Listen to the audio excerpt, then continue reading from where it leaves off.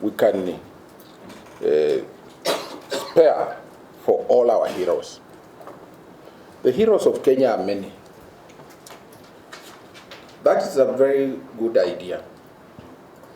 But also the other idea is to celebrate these people with action and do what they used to do. What values did they stand for? If you look at the salaries they were earning at that time, and the kind of quality they gave us, you can see that around us now, we have people who need more money, but they won't produce the same quality. So what has gone wrong? So we must celebrate. I think you people know, Leonard Mambo Mbotela is not the only one. We have many more. Some haven't gone to be with the Lord.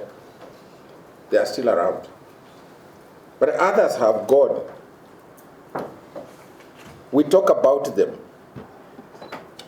I hope somebody will name their children Leonard Mambo Mbotela, those who will be blessed with children, with the babies tonight. But you know, we had also Stephen Kikumu. We had Hassan Mazoa.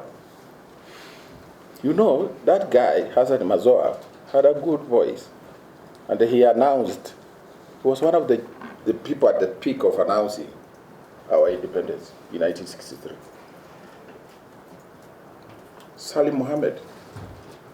Leonard Mambo Mbotela used to talk about, he was the lead commentator alongside Salim Mohammed on the East African Safari Rally. And through radio, you would sit there and think, the guys are also flying. I used to think Leonard Mambo Mbotela has some quality to fly. Wings. The wings with Salim Mohammed. Whether he would talk about John Waldegat, Sheikh Meta, those are the icons of the East African Safari. Sandro Monari and Lofty Drews.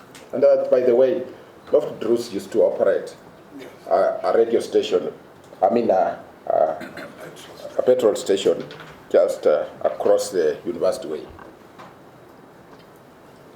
So these guys made us feel happy. We enjoyed ourselves listening to them. Today, we cannot celebrate enough about what these people have done. I don't think this forum is enough to celebrate how great Leonard Mambo Mbotela was to us. But to take a reflection to say, when we all expire, what would we be known for? What legacy do we leave behind? Leonard Mambo Mbotela leaves behind a very rich legacy. And God has been kind enough to keep him with us for a very long time. So, apart from the prayers we give, we must do some things that can see new Leonard Mambo Mbotela's evolve.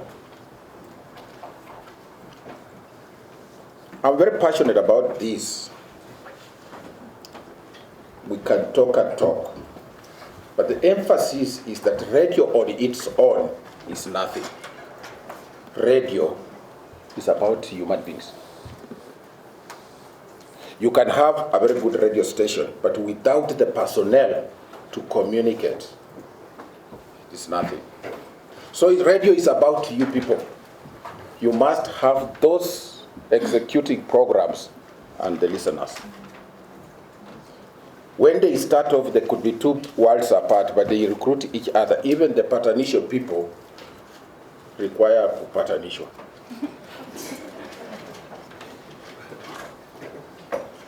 Now, let me just quickly move to something that is critical. I'm not a very good person at reading speeches, so I have, as usual, problems.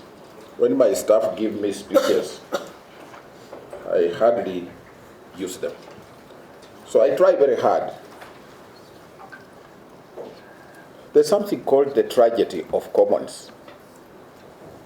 And this thinking starts with Plato, Aristotle, the classical scholar, Greek philosopher, but also developed in an essay in 1968 by Garrett Harding, where if you have a river,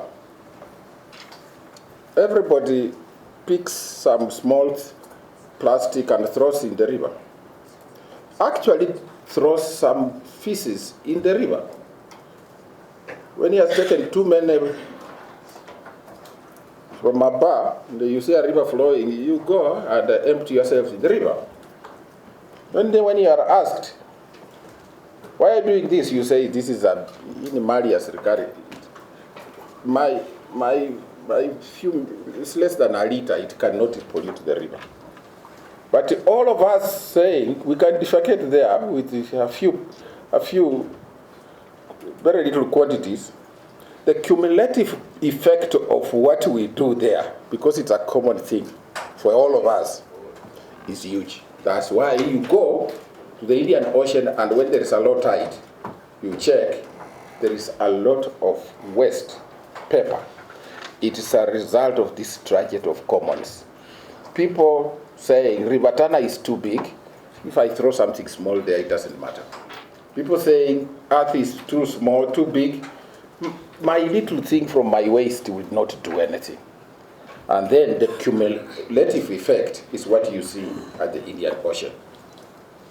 So therefore, this tragedy is not just here.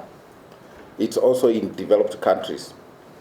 Today, 95% of the carbon emissions are from the developed democracies.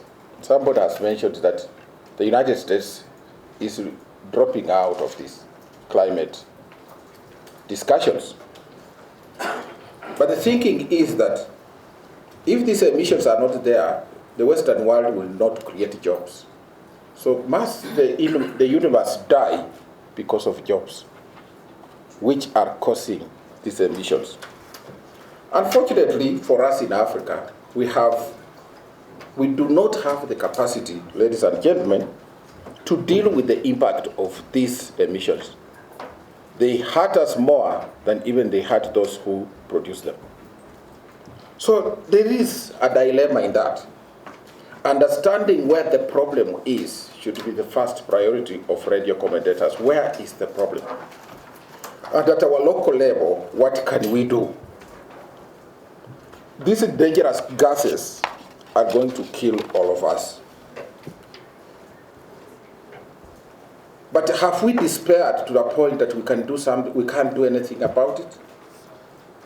We shouldn't worsen the situation by doing things locally which make things worse. It's against that background that President William Ruto, in his thinking about how he wants Kenya transformed, created the pillar of climate change and environment, which is pillar number 6. You know there are the normal pillars: housing and settlement, universal health care, MSMEs, you know, the information superhighway, agriculture and food security, and then lastly, environment and climate change. So this government is determined to do something. You can change the climate of the world by doing positive things. Some people associate climate change with wrong things. Climate change is not a wrong thing. It can change for the better. But it can also change for the worse. Are we part of the team that is changing our climate for the better or for the worse? This is a question that we need to be asking. If we cut trees and reject advice to plant more trees, we shall perish. If politicians tell you you should build along Nairobi River, big houses, for political reasons, we shall all perish. their Wajukus will have nowhere to go. So, even when you are on radio and you're talking about these issues, let the politicians do their politics. But you must be strong enough to say, look, you politician, you're telling us to put up structures around the Nairobi River so that people can vote for you. But your voters will collapse. Even the building will come down. You will have nobody to vote for you. So the discourses you command around radio, when you look at these climate issues, must be discourses that promote transformation, change in the positive direction. And you know radio is a powerful instrument.